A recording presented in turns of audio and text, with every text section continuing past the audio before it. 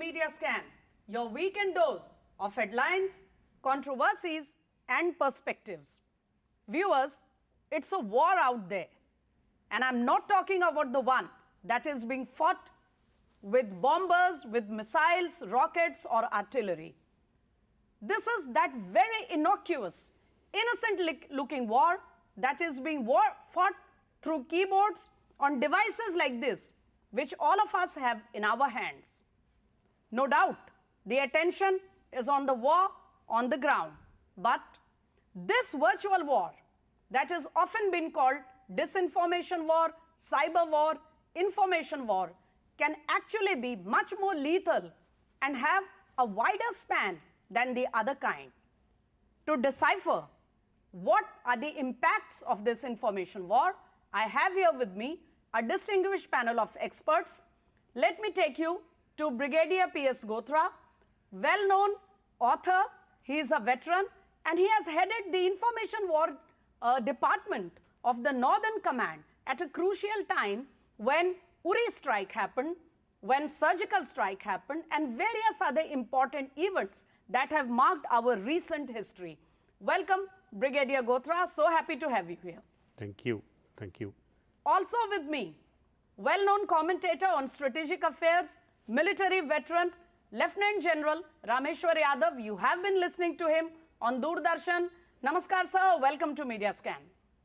Viewers, we will also be connecting to our colleague in Israel, who is there at ground zero to give us updates on what's going on right there. Amritpal Singh, DD India correspondent from Israel. Welcome. Hi, Smita. Yes, I'm in Tel Aviv here. Stay with us, Amritpal, while we go through this very short clip, which tells us why the dangers of the information war are so serious for mankind.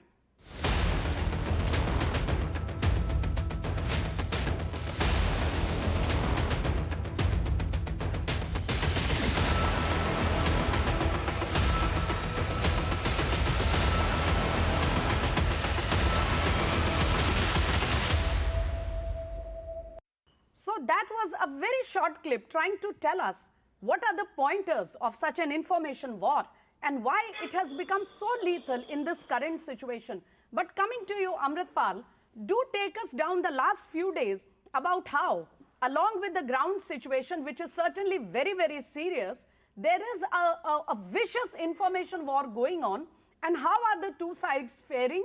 Should the world be worried about what's going on there? Smita, information warfare is now an integral part. It's always been an integral part of any war. War is one fought on the battleground, and it's also fought in the minds of the people. Benjamin Netanyahu, the decisions that he takes, he has to take the sentiments of his people into account. The IDF, Israel Defense Forces, will do what they need to do on the ground. But where the war goes will depend upon the sentiment of the people. The same for Hamas. If they want to become heroes, when they did this attack, they had a purpose. So both sides have a purpose. Now that purpose needs to be communicated to their audience, which is both domestic for Hamas, the Gazans, the civilians living in Gaza, the Palestinians, and also the wider international audience. The same for Israel. They need to communicate that to their own people. They need to figure what the sentiment on the ground is, factor that in. So information warfare essentially is perception management about what you do on the battlefield and how the world and your own people perceive it. So information warfare has been an integral part of war always, but now with social media coming, everybody having a phone on in their hand, everybody having a say. Now, earlier they would take people like you and me, journalists, to influence public opinion or to put out their part of the story, their narrative. Now everybody has a voice. So the information warfare now has become even more significant in military operations. If we see the context of these two very distressing incidents, the one about killing of children on the Israel side and the bombing of the hospital, regarding which there are claims, there are disputes about the number of dead, there are disputes about who was responsible. How do you see the sentiments playing out on these two particular incidents which have distressed the entire world? Well, the sentiment on the street is that people here in Israel, where I am, they are, shocked. They are appalled. By the October 7th incident, we saw the kind of mayhem the Hamas terrorists created. Some call them guerrillas or fighters, but the fact is that what they did on the 7th of October clearly categorizes or classifies as terrorism. And there is a sense of, trauma, of course, but there is a lot of, the sentiment for revenge, for retribution, for reprisal is pretty high on the streets of Israel. On the other side, as bombings go on and the hospital is bombed, common people do not know who did it. Did the Palestinian Islamic Jihad did they do it, as the Israelis claim, or did the Israeli missile struck them? But the fact remains that people died there. 500 people and still counting died there. So yes, they have another sentiment, thinking that they are the persecuted people. Of course, there is a certain amount of persecution. It's not easy, or it's not normal to live in the conflict zone and get displaced due to the war.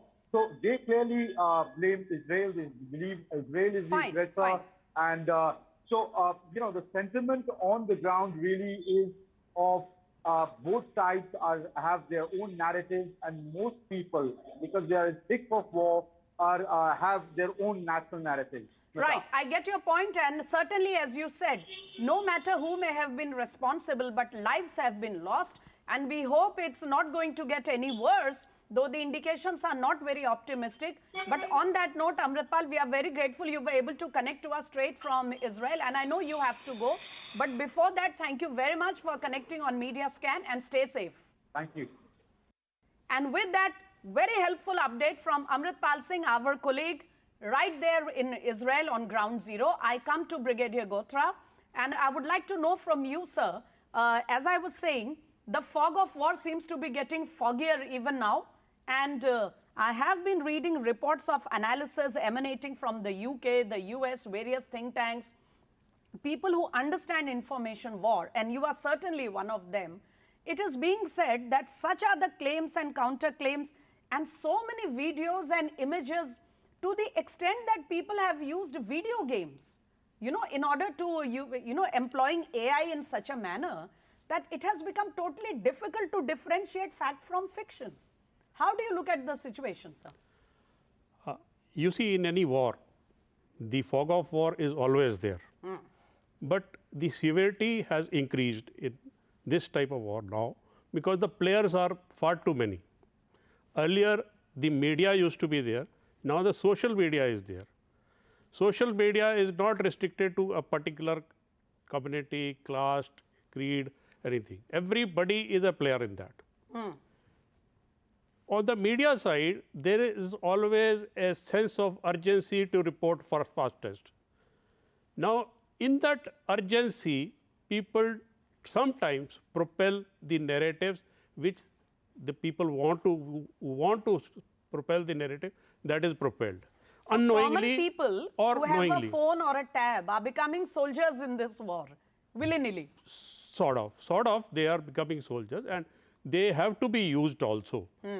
You see, lesson learned is that if there is a narrative by the enemy, you have to have people on your side who can see through those narratives, fake pictures, fake videos, so that you can clarify to the local population that this is a false narrative. So we have to have an army of volunteers. So are you saying, if I gather you correctly, that in this new pattern of war, people, very common people, innocent people who have a device or a phone in their hands are willy-nilly becoming soldiers in this war, but then the countries, the armies have to also train them accordingly so that we do not, inadvertently, we become tools in a propaganda. Of course, there has to be filters, they have to be trained, and they have to be used. In addition to that, there are other players which we don't even talk. The weapon lobby or the lobby which is propelling their equipment. they would also would like to propel certain narratives. Okay, I'll come back to that, sir. That's a very interesting addition to our conversation. And if I may come to General Yadav here, General Yadav, you just heard Brigadier Gothra telling us that not only is it the concerned countries who are running the propaganda war, there are all sorts of lobbies which are operating, and common people are becoming tools in that game. My question to you, sir, is are we as a country in India and generally the world over ready to face the challenges which have suddenly hit us when social media becomes an uncontrolled, a hydra-headed tool? Also, because we have recently heard social media giants like X and Meta companies telling us that there was such an overwhelming flood of posts following the Hamas attack on Israel that they were just smothered, they were not able to filter. So it seems, all our mechanisms are not up to it to face this new challenge. What do you say, General?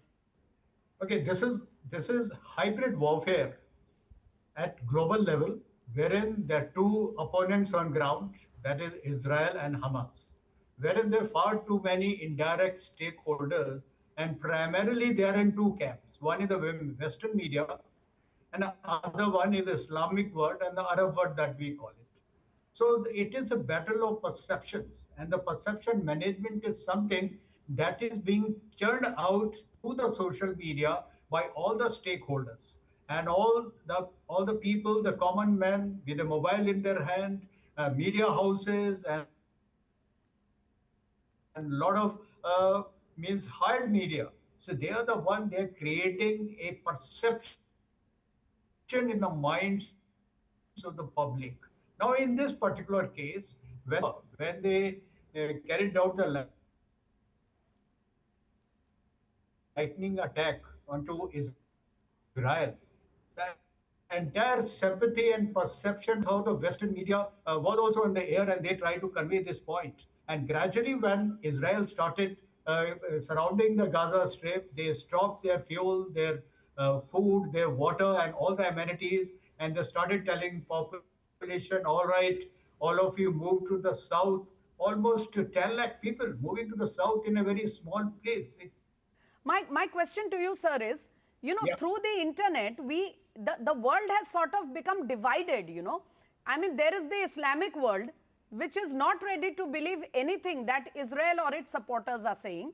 On the other hand, there is the Western world, which is by and large supporting Israel, even though there are other voices. On top of that, we have all these massive and very, very aggressive demonstrations of people who are supporting the Hamas or the Palestinian side.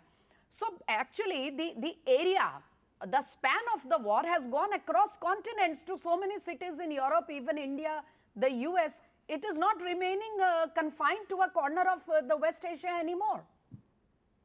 Absolutely, absolutely. This is what I said. It is a hybrid war at global level. Yes. Wherein on ground there are only two opponents. Yes. But rest all stakeholders, depending on their sympathies and their affiliations, they're siding each other, and there's a very big perception management exercise is going on. That is one point. And I was coming to the point, as the civilian casualties are mounting, gradually the narrative is getting in favor of Palestinians. I'll not say it Hamas, in favor of Palestinians. And that's where the perception changed. And this attack on hospital has become a strategic event, and with that the entire thing is turning over. Now, how it is turning out to be? You see, so whether whether this hospital incident will become a turning point in the narrative war, if not the actual ground war, we'll have to see. But before that, I'd like to, if I may say, I'd like to come to Brigadier Gothra here on another aspect of this whole game, which is, closer home for us. Brigadier Gothra, my question to you, sir, is, you have headed the information war wing of the Northern Command, which includes, our entire, from Kashmir to Ladakh to right up to Kathua. My question to you is, you were in the, you were on the ground when incidents like Uri happened, and there was the Balakot strike and further incidents, and it was a sort of a very sensitive situation. And no doubt ISI and agencies, funded by the ISI, and they go right up to the US and Canada and London. They were trying to, drum up sentiments against our country. How do you think India has been faring in this information war? And also, is the current conflict in West Asia going to have some kind of an impact on us, considering passions here are also, running very high? We have been affected, and we've been affected very badly. But there is one thing which the Indian establishment feels is always propel the truth. So after some times, the target audience gets to know what it is. Right. We had the Twitter handle in the Northern Command. It was being watched by everybody.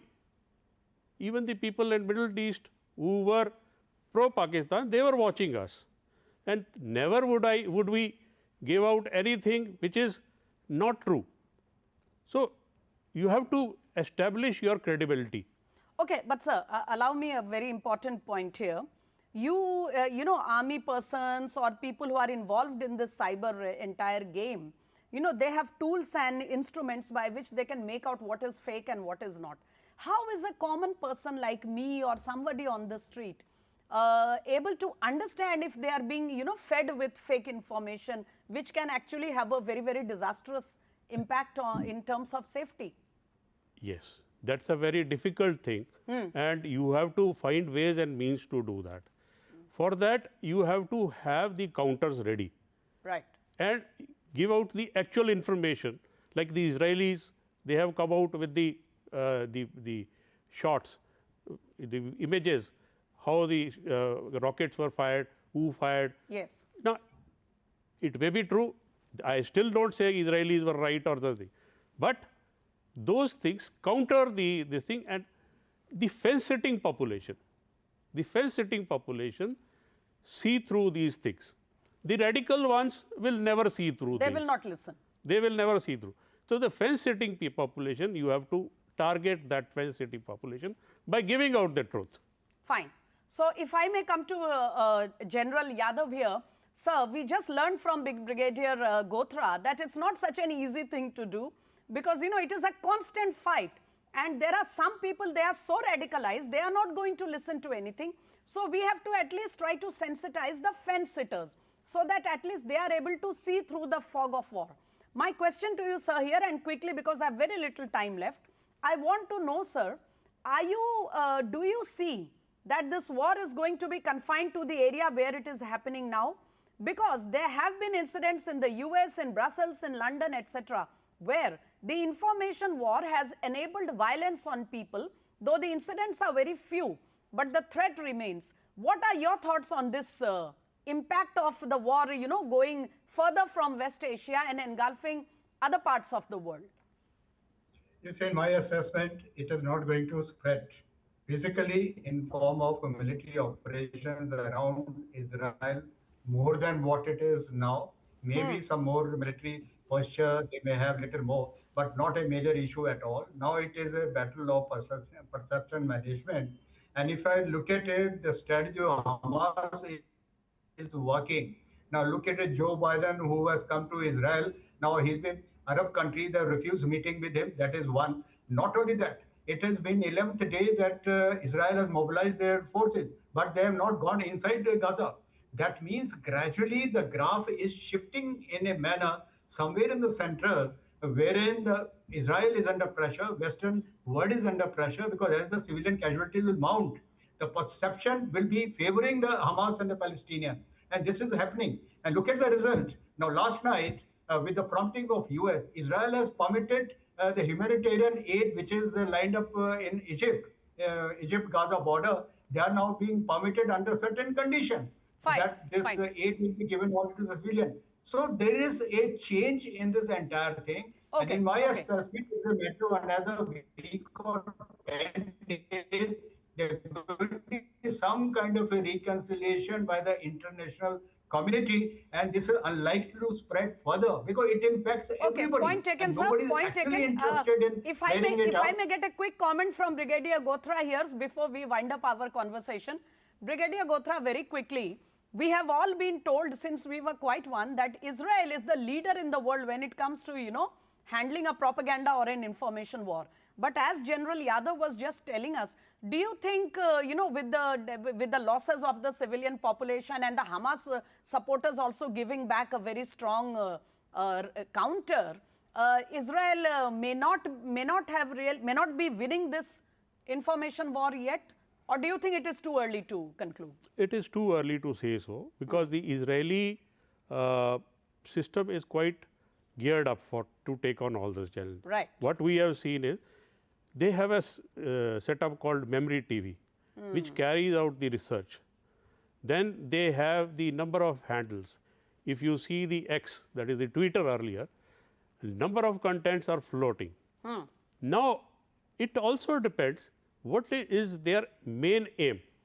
If the main aim is annihilation of the Hamas, then the narratives are different. Maybe it is moving towards that. Whether they listen to the international bodies or not, that is a different thing. But their narratives have to progress as per that. So Fine. That way, it is too early to say that, of course, as General Yadav said, well, Palestinians have succeeded, the Hamas has succeeded. When the Joe Biden went back without, he couldn't meet the Arab countries people. Jordan. But it is too early to say. Fine. And it is the end of this thing, we will be able to analyze who was a clear winner. As both our experts have pointed out, and Amritpal was also articulating, it's not an easy war. Sentiments are running high, passions are on the extreme, and the entire world has been engulfed by this conflict going on in just one corner of West Asia. We hope it doesn't get any worse, but in the meantime, viewers, we must be mindful of the fact that while our devices and internet has empowered us, we should not willy-nilly become tools in the hands of the merchants of death, in the hands of people who want to endanger global peace. On that note, it's a wrap-up on Media Scan for this weekend. But before that, may I profusely thank General Yadav, who joined us on Media Scan and waited patiently for our updates, and Brigadier Gothra here with me in the studio. Thank you, gentlemen. Your perspective has been really helpful. On that note, viewers, it's a wrap-up on Media Scan for this weekend. See you next Saturday. Namaskar.